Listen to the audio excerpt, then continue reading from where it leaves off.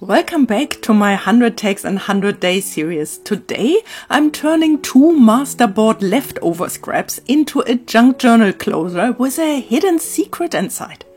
It's simple, creative and perfect for tucking away those special private little notes. If this sounds interesting to you, let's build it together. Welcome back to my crafty little corner. Last week we created a masterboard and this beautiful 6 tags. And today we are using the leftovers of the masterboard here to create a junk journal closure with some unexpected twists and hidden secrets.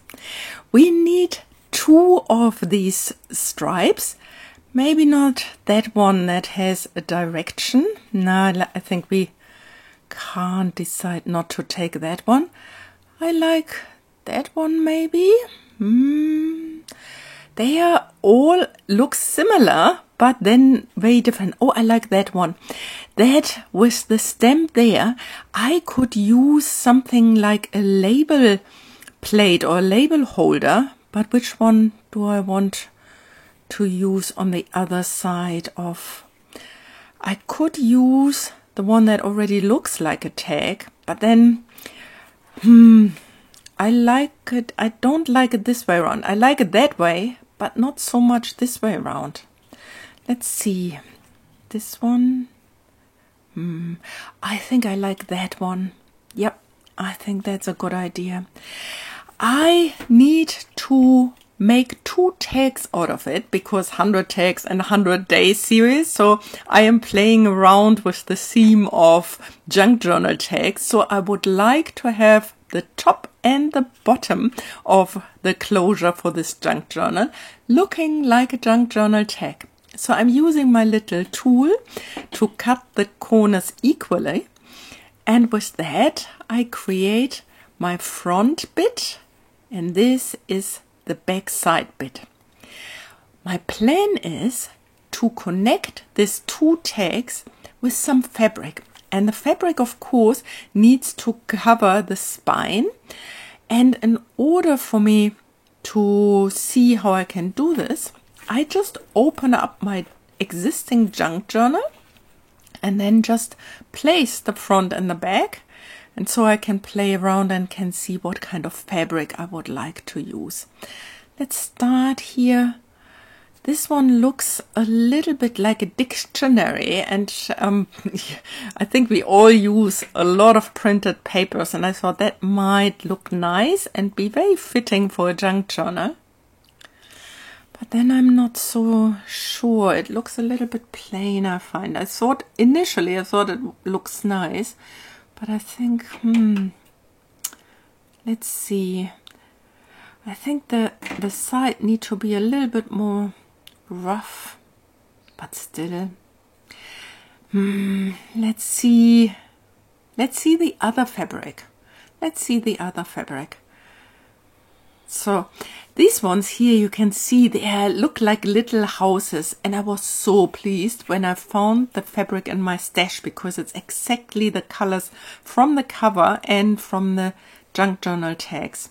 I think I like the colorful fabric more. Yes, I think that's what I would like to have. Let's have a look. I was tearing a stripe, you can see this on the bottom, because I really like when the edges are rough, when it's not so, such a clear cut. And maybe I can even rough it up a little bit more. Let's see how I go.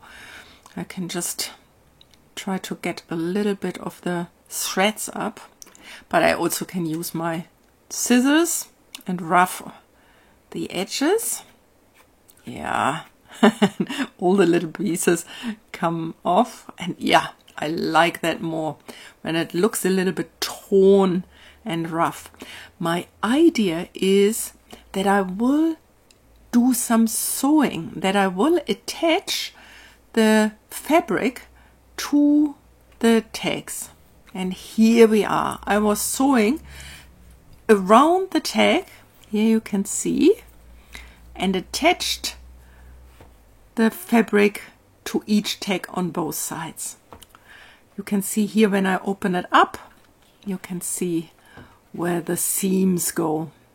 Okay, so from here, let's see. I would like to make or punch some holes at the top like we often do with our tags. But because I am sometimes really challenged with finding the middle, I decided I'm using my ruler and mark where I would like to punch the hole, because otherwise it's often so crooked. I have my crocodile here because I also would later use some eyelets to make the punched out hole really strong, because if we use it as a closure, of course it gets torn quite a bit, and so I think it's good if it is sturdy and we don't have to worry when we close the junk journal. Okay, let's get some eyelets in. I have different colored eyelets, and I have this metal one, but I also have one in white and another one in black. So I'm not quite sure in the moment. What do you think? Like, I have here this more brass and then white and black. I like all three of them. They all have a little bit of a different vibe, but then the black works good with the stamping. But then, you know what? I just remembered that the plate or the holder for the label that I have has a similar color to the metal eyelet. I think that works nicely. They fit beautifully together. Yes, that's what I do. That's what I do. Yeah, that was easy. But then on the other hand, I could also have different ones. Like, it's always, that's my favorite part. Like, really finding all the little bits and pieces, and yeah, like, it's making it unique, making it your own. On both sides, I am pressing the eyelet in, because this little stripe will go around the junk journal, and then I will use some ribbon to tie it. But first things first, let's start with this little label holder. I found, like, years ago, this plastic thingy here with lots of breads in it, like breads with hearts and with apples and tiny ones, bigger ones. And I have these tiny ones that are ideal for this holder, and I have them in in several different colors, but I'm considering the brown one here or the white one. And this time, actually, I think it's otherwise too much matchy-matchy. I like to use the white one. What do you think? Like, which one would you have chosen? Like, I think I go with the white one today. But before I do this, I take my owl and punch holes or peek holes into my tag.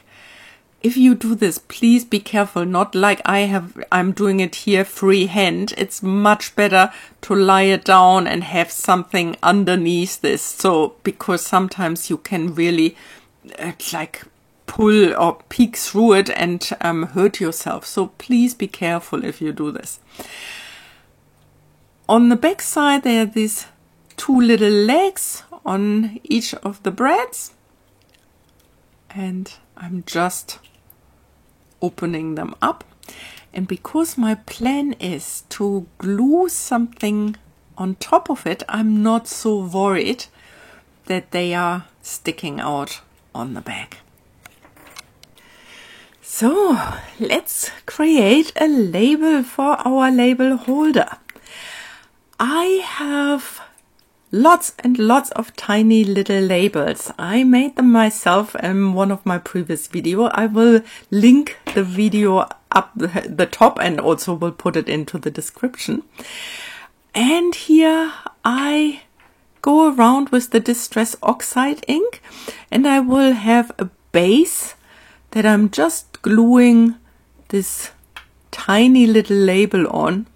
You can see I'm using my glue stick often with my Distress Oxide ink. There are some left over from the brown Distress Oxide ink.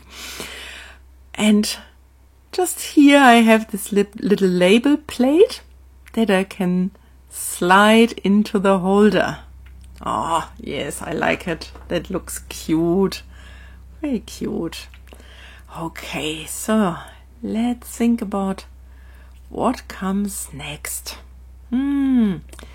Maybe let's start with decorating the inside, I would say. And this is where we come to our little secret. My plan is to create a secret writing spot, something where you can hide your personal little notes and nobody knows they are there. I have this box with envelopes. Here, this is a pre-made tag where something like we could have a smaller tag going in there. Or these little envelopes. I think I like the idea of the two little envelopes the most.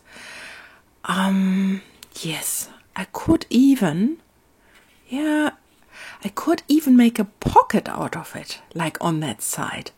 Not on the left side, because I want to cover the bread legs, but here on the right hand side, that's nice.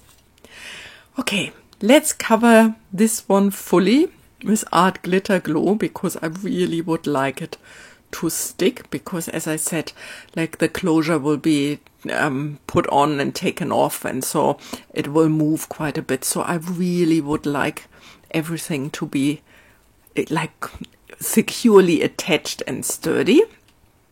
And then on the other side, the envelope, I will just glue on this 3 sides so that I have one side open as the pocket for the tiny mini tag.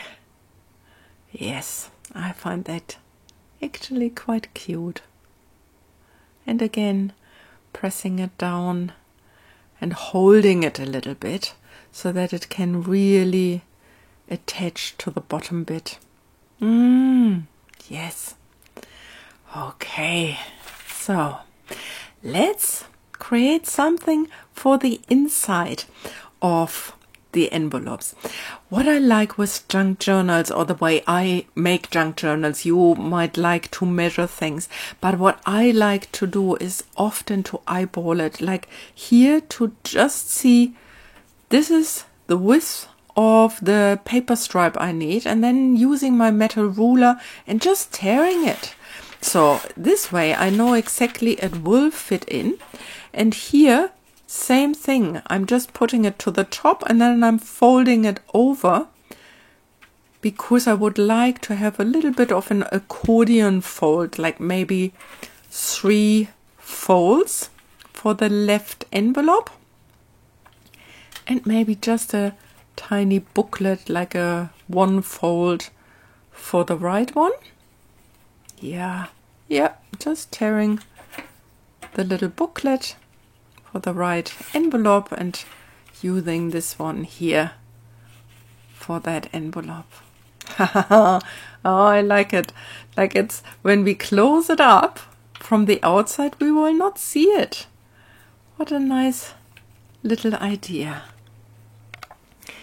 So now we can continue playing a little bit with the decoration. I don't know how it is for you, but one of the things I really like with the junk journaling is all these tiny little bits and pieces. Here I have another label with stamped important on it, and like a tiny little label on a tiny little label background, and then this as a decoration for a tiny little envelope. So when you go through the junk journals, that there are so many hidden little bits and pieces that make each junk journal so unique. It's like not one looks like the other. So do you have the same? Like it's this going around with the Distress Oxide ink and using all this coffee dyed paper and then making it grungy looking, and it's lets my heart jump. I'm so in love with this form of creation. And here on the left hand side, I decided to take a tiny bit of lace, and this collect is from one of my what's the name for it, a die cut. It is a leftover from a die cut, and here I remembered that I number all of my tags, and this is number 48 and 49. I have to admit I also did 26 tags that I count to it, like from the ABC, from the alphabet, but in this series it's number 48 and 49 that I use as tiny decorations here. So let's see, what else can we do? What I love doing is when I have these little pieces of paper that you can find somewhere hidden in a pocket or in the envelope, that I like to go around the edges with my Distress Oxide ink. That makes them look a little bit more finished, but also a little bit more vintagey. And then, of course, with the tiny tag, it needs a little bit of a topper, it's not a ribbon. Here, this is a little bit of cheesecloth, actually, that I also at one point coffee dyed. And so it is all matching towards each other. It's a little bit long, maybe. On the other hand, it also could peek out. Nah, because it's a secret, it's good that you can't see it from the outside. Here, the little tag. And sweet. Pushing it in. Yes, the two of them. Done, my little secret things. I need to make sure that when I glue it down, that I again use my art glitter glue, because you can also use glue like Fibertac or so, because otherwise it will come off, like the little lace piece here will not hold. And if I put then here this little label on top of it, and maybe even, let's see, yeah, first the art glitter glue, and then let's see if I can add a little bit more. Sometimes I like to cluster, like putting one little bit on top of the other. Let's have a look. Yeah, here maybe one of this whole enforces, or a little bit more of the cheesecloth, the one I just cut off. Yes, that ties it nicely together, having a little bit more.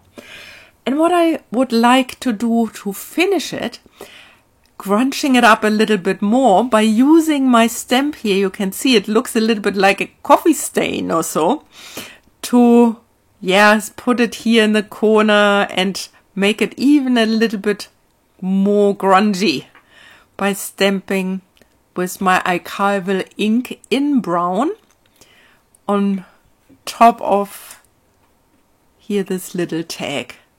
Yes. It's these little bits and pieces. I think they give our junk journals this extra special touch. What do you think? Like, do you like giving it an extra little touch when you do things like that? So, but now let's come to the final bit. I decided to use the same lace that I used to decorate one of the envelopes to finish the closure of the junk journal. Just making or folding the piece of lace in half, like you can see it here, making a little loop-de-loop, and then from the front, pushing the loop-de-loop through the eyelet, and then just folding it over and getting the string through, and then here, nicely attached. So let's have a look at this final junk journal closure. I've closed it with a bow, and it's so nicely fitting from the colors to the rest of the style of this junk journal. This is here from the masterboard, around, sewing around. Then here the fabric in the back side of the masterboard, the stamping. So let's open it up.